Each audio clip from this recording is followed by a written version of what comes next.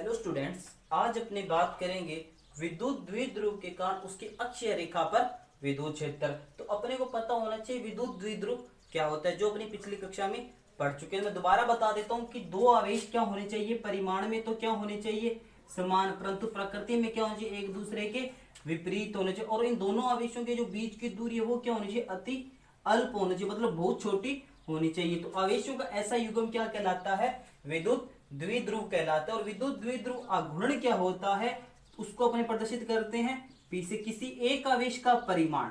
और अपने का माइनस क्यू आवेश का परिमाण भी क्या होता है, प्लस का होता है, और प्लस का तो प्लस का ही रहेगा। और इनकी दो बीच की जो दूरी है, आवेश और बीच की दूरी का गुणनफल ही क्या कहलाता है, विद्युत द्विध्रुव आघूर्ण। और जो विद्युत द्विध्रुव आघूर्ण की दिशा होती है वो माइनस क्यू से प्लस क्यू की ओर होती है। अब अपने वापस टॉपिक पे आ जाते हैं। विद्युत द्विध्रुव के कारण उसकी अक्षिस रेखा, मतलब उसकी अक्ष पर विद्युत क्षेत्र की तीव्रता। तो सबसे पहले मैंने यहाँ पे कोई एक विद्युत द्विध्रुव बना लिया। ये माइनस क्यू है, मान लो कोई ए पॉइंट पे है, ये प्लस क्यू है कोई बी पॉइंट पर है, और इसकी बीच की दूरी मैंने दिखा दी 2 है। और इस द्विध्रुव को मैंने कोई केंद्र बिंदु मान लिया, मतलब बीच का पॉइंट मान लिया ओ। अगर केंद्र बिंदु ओ है तो ए ओ कितना हो जाएगा मेरे पास ए, और ओ बी भी कितना हो जाएगा ए। तो अब मेरे को क्या करना है, इसकी अक्ष, ये क्या होती है, इसकी अक्षिस रेखा किसी द्विध्रुव की। अगर इसी केंद्र बिंदु की मैं कोई लंबवत लाइन खींचू, वो क्या हो जाए, उसकी निरक्ष रेखा या विषुवतीय तल बोलते हैं जिसको। तो मेरे को क्या निकालना है, इसकी अक्षिस रेखा। अक्षिस रेखा पर मैंने एक पॉइंट मान लिया क्यू। पॉइंट क्यू इधर भी मान सकते हो, इधर भी मान सकते हो, तो कहीं मान लो। मैंने यहां मान लिया पॉइंट क्यू, जो इसके केंद्र से आर दूरी पर स्थित है। इस पॉइंट पर मेरे को क्या निकाला, इस द्विध्रुव के कारण विद्युत क्षेत्र। अब देखो कि क्यू पॉइंट पर माइनस क्यू के कारण भी कोई ना कोई विद्युत क्षेत्र होगा, और इस प्लस क्यू आवेश के कारण भी कोई ना कोई विद्युत क्षेत्र होगा। तो क्यू पॉइंट पर मैंने एक आवेश मान लिया, क्यू नोट ही माने, क्योंकि धन परीक्षण आवेश लेके आएंगे क्यू नोट। तो देखो इस प्लस क्यू आवेश के कारण इस क्यू पर कितना विद्युत क्षेत्र आएगा। तो सबसे पहले इसकी मेरे को बीच की दूरी पता होनी चाहिए कितनी है। देखो यहां से लेकर यहां तक दूरी कितनी है आर, और ये दूरी कितनी है ए। तो ये दूरी कितनी हो जाएगी आर माइनस ए।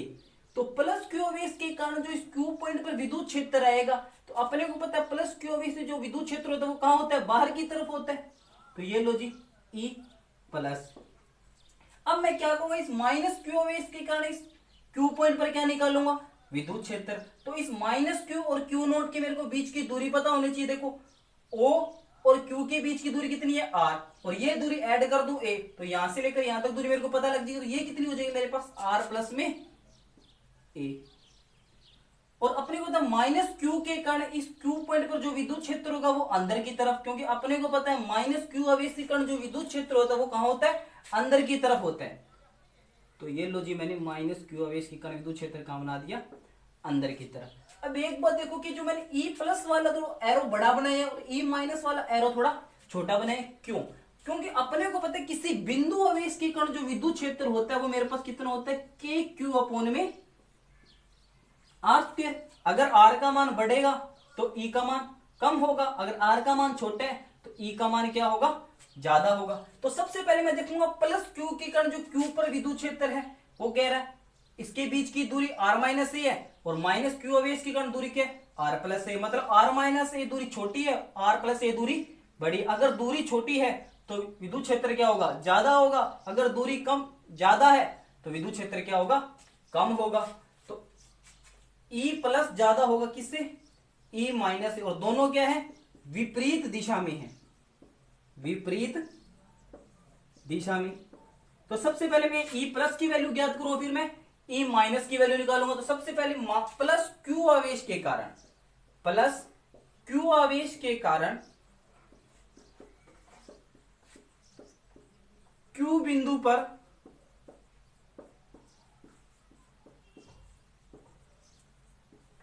विद्युत क्षेत्र कितना आ जाएगा, ई प्लस। और अपने को पता है बिंदु आवेश के कारण विद्युत क्षेत्र कितना है, के क्यू अपॉन में आर स्क्वायर।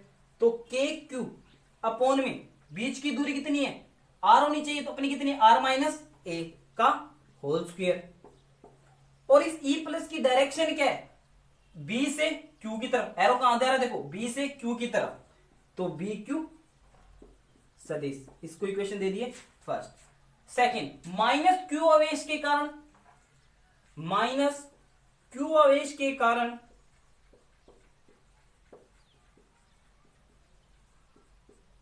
बिंदु क्यू पर विद्युत क्षेत्र कितना हो जाएगा, ई माइनस, वही बात है, किसी भी बिंदु आवेश के लिए विद्युत क्षेत्र होता है के क्यू अपॉन में आर स्क्वायर, तो के क्यू बीच की डिस्टेंस आर प्लस ए का होल स्क्वायर। अब एक बात और ध्यान देने योग्य है कि अपने को पता है ई प्लस का मान ई माइनस से क्या है, ज्यादा है, और दोनों एक दूसरे क्या है, विपरीत दिशा में है। तो जो क्यू बिंदु पर परिणामी विद्युत क्षेत्र, परिणामी विद्युत क्षेत्र कितना आएगा, ई क्यू।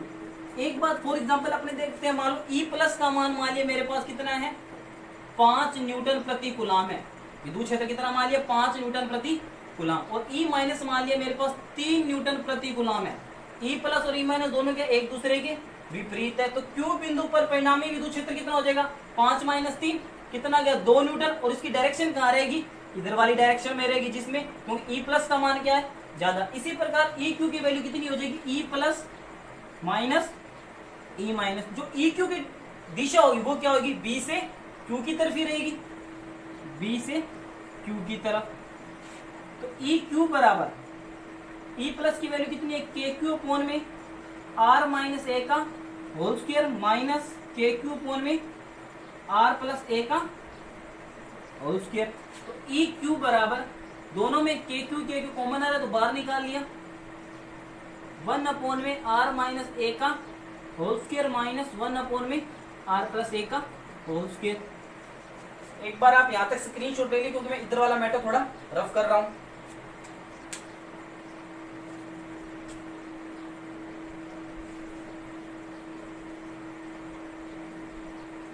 अब आगे देखते हैं जो ई क्यू है,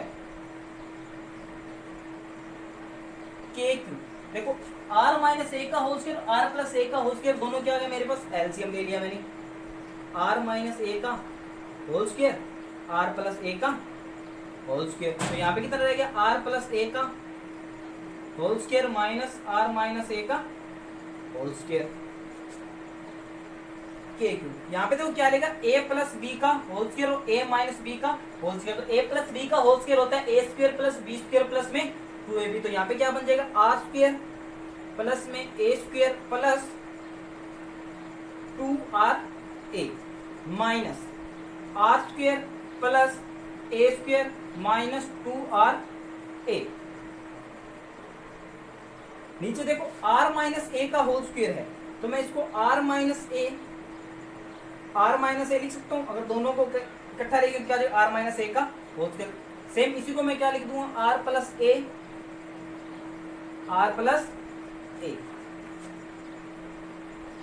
के क्यू। अब देखो are square plus a square plus 2ra, भाग चिन्ह है माइनस का, तो अंदर वाले चिन्ह क्या हो जाएगी, सारे चेंज हो जाएगी, तो आर स्क्वायर माइनस ए स्क्वायर प्लस 2ra। अपने एक फॉर्मूला पढ़ा हुआ है, क्या होता है कि a minus b a plus b बराबर होता है a square minus b square. Same formula यहाँ लगेगा, r plus a r minus a, क्या लिख सकता हूँ, r square minus A square, r plus a r minus a, r square minus A square.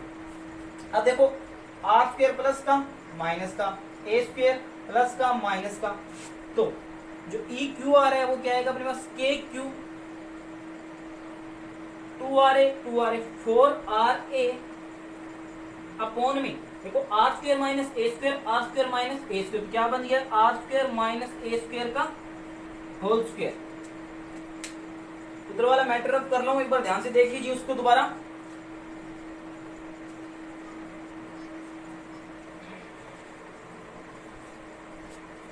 आगे बात करते हैं, ई क्यू बराबर के क्यू। अब देखो ये 2RA है, तो मैं इसको ये लिख सकता हूं 2A 2R, इसको मैंने अलग अलग करके लिख लिया। 4RA को 2A 2R, देख लो 2 कितना मल्टीप्लाई करेंगे 4AR, अपोन में कितना आ गया R square minus A square का होल स्क्वायर। देखो अपने को पता है जो द्विध्रुव आघूर्ण होता है वो क्या होता है, P equals to Q into में 2A, तो Q इंटू 2A क्या आ गया P K P डॉट में 2R इंटू में R square minus A square का होल स्क्वायर। एक बात ध्यान देनी होगी, अपने को पता है जो 2A दूरी है, द्विध्रुव के जो बीच की दूरी 2A वो क्या होती है, बहुत कम होती है। अगर 2A बहुत कम है तो A तो क्या हो जाएगी, बहुत ज्यादा कम हो जाएगी। जो R की कंपैरिजन करें R के साथ, तो R के कंपैरिजन में A क्या है, बहुत छोटा है। R के कंपैरिजन में क्या है, A बहुत छोटा है। तो A को अपने क्या कर सकते हैं, यहाँ पे नेग्लेक्ट कर सकते हैं। A को नगण्य मानने पर, नगण्य मानने पर तो EQ कितना हो जाएगा मेरे पास 2KPR अपोन में A को नेग्लेक्ट कर दिया तो R की पावर कितना रहेगा 4। EQ बराबर कितना आ गया 2KP अपोन में R की पावर 3। ये आ गया मेरे पास किसी भी एक्सिस पे विद्युत क्षेत्र की तीव्रता किसी द्विध्रुव के कारण। अब देखो जो अपने पास Q पर परिणामी विद्युत क्षेत्र की दिशा है तो वो भी क्या आई थी, इसी डायरेक्शन में आई थी EQ, क्योंकि E प्लस का मान E माइनस से क्या था, ज्यादा था, तो परिणामी जो विद्युत क्षेत्र की डायरेक्शन भी क्या है, इसी डायरेक्शन में है। और द्विध्रुव की दिशा भी क्या है P, जो P की डायरेक्शन है वो भी क्या है, A की दिशा में है। तो यहाँ पे लिख देना, यहाँ EQ व P दोनों एक ही दिशा में है, एक ही दिशा में है। तो EQ की डायरेक्शन अपने होता है इस तरफ है, और P की डायरेक्शन भी क्या होती है, इस तरफ माइनस Q से प्लस Q की तरफ, दोनों एक ही दिशा में है। ये था अपने पास किसी द्विध्रुव के कारण उसके एक्सिस पर विद्युत क्षेत्र की तीव्रता।